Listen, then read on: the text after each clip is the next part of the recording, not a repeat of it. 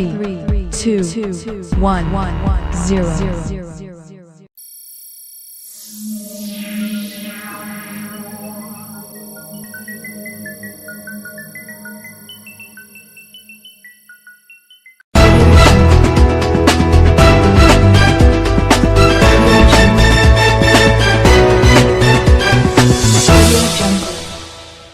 Hello humans, welcome to our channel oemah warta. Before that, we would like to introduce ourselves first. My name is Sina Collins and my beloved partner. My name is Maria Prilin, And nowadays, we would like to tell you guys about our sexy topic, which is the role of cyberpower in a superpower country. So, like you know guys, cyber now becomes something that very popular in the world, especially in the political order. And every country should have cyberpower as a power to control or to influence the other country. So before we talking much about what is cyberpower and what is the relation between cyberpower and the superpower country, we would like to know what is cyberpower itself. So it will explain by my friend Collins. Okay. So now, what is cyberpower?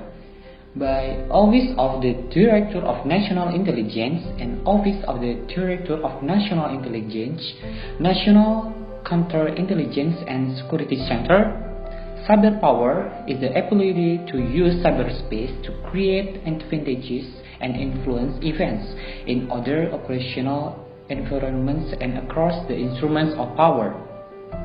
From the definition, we conclude that cyberpower is the use of cyberspace or technological virtualization as a tool to achieve their goals or national interests of country or individual to dominate or lead the other country and show their strength.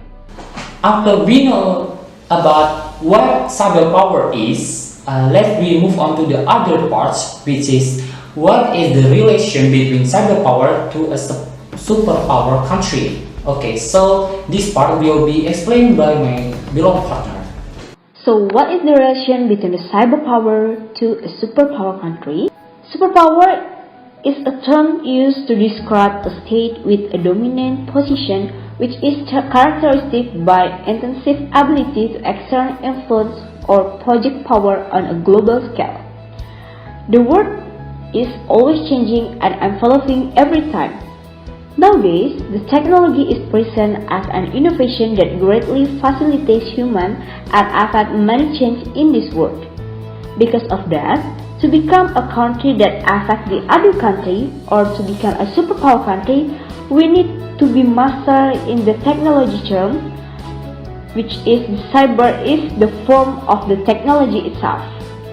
Then, now a superpower state or superpower country is required to have a great cyber to support them to be a strong and influential.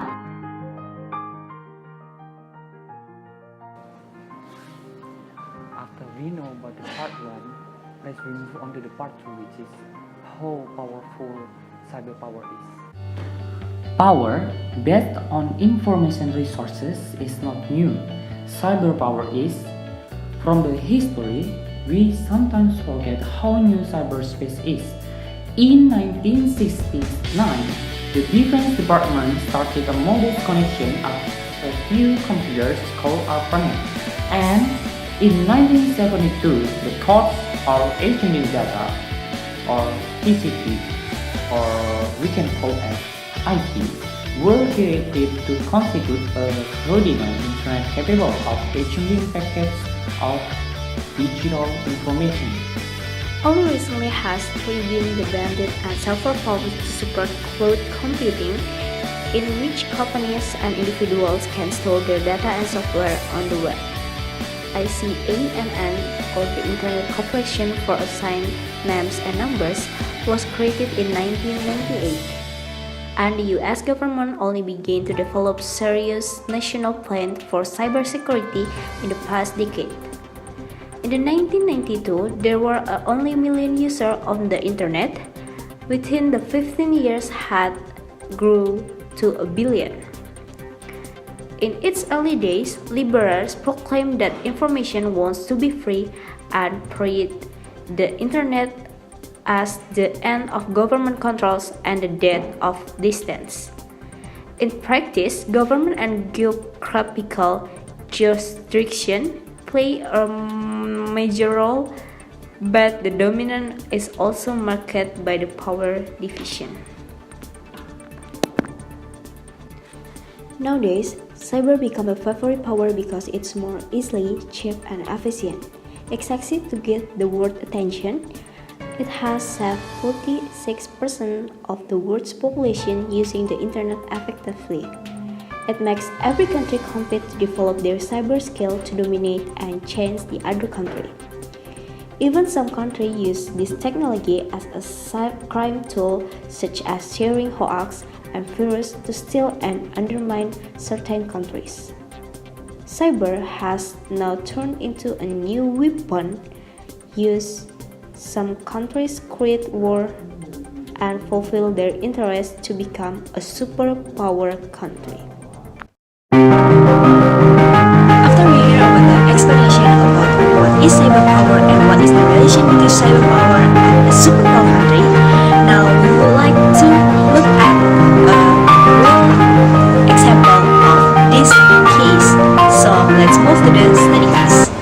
Russia's role in the 2016 presidential race has been looming over national politics and national confidence in the election. And while the question of whether or not there was a connection to President Trump's campaign remains unanswered, there are a multitude of details coming to light about how Russia executed its campaign to influence the selection of the president. According to the U.S. intelligence community's assessment, the campaign was directed from the very seat of power in Russia, Vladimir Putin himself. And it had at least three elements: online propaganda, hacking into and exposing political organizations and individuals' emails, and targeting state election systems. The Russians' online disinformation campaign sprawled over Facebook, Twitter, and Google. Through a web of automated social media accounts, or bots, and pages, Russian operatives shared free and paid posts to millions of Americans. They commented on political content, devised fictitious news stories, and created ads that their accounts amplified with automated shares and ad dollars, and targeted to specific voters, including battleground state residents. As their work spread, millions of Americans ended up unknowingly sharing the fake news and viewing the ads, which are illegal. Foreign nationals and governments are banned from spending money to influence U.S. elections.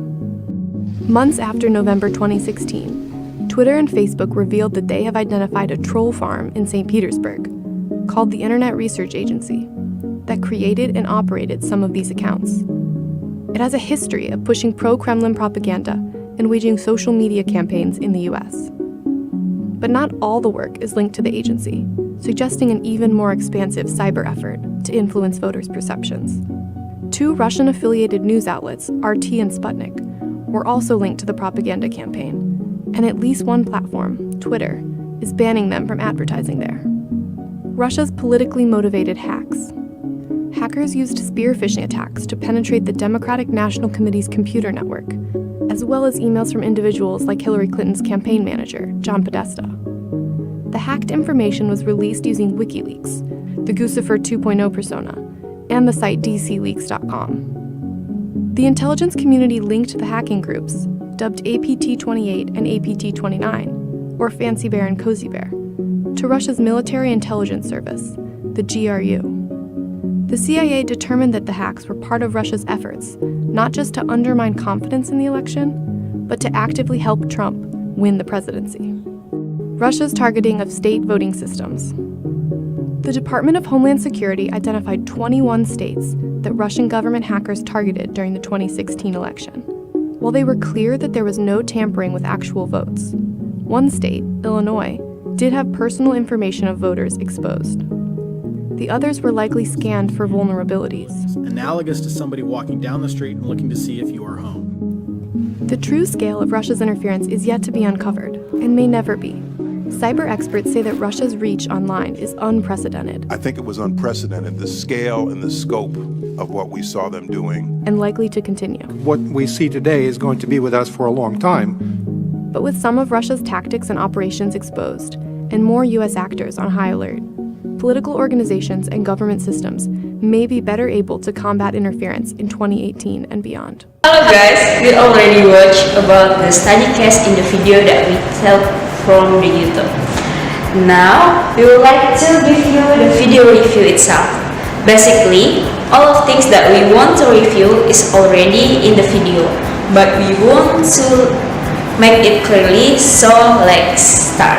So, the first question is about methods that Russia used in interfering with the election.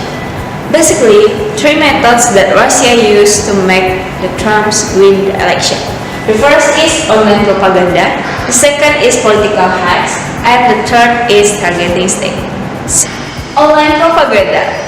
They use Facebook, Twitter, and the other social media to attract the people and also do the black campaign that used by Russia to impact the citizen of the US. The second is about the political hacks.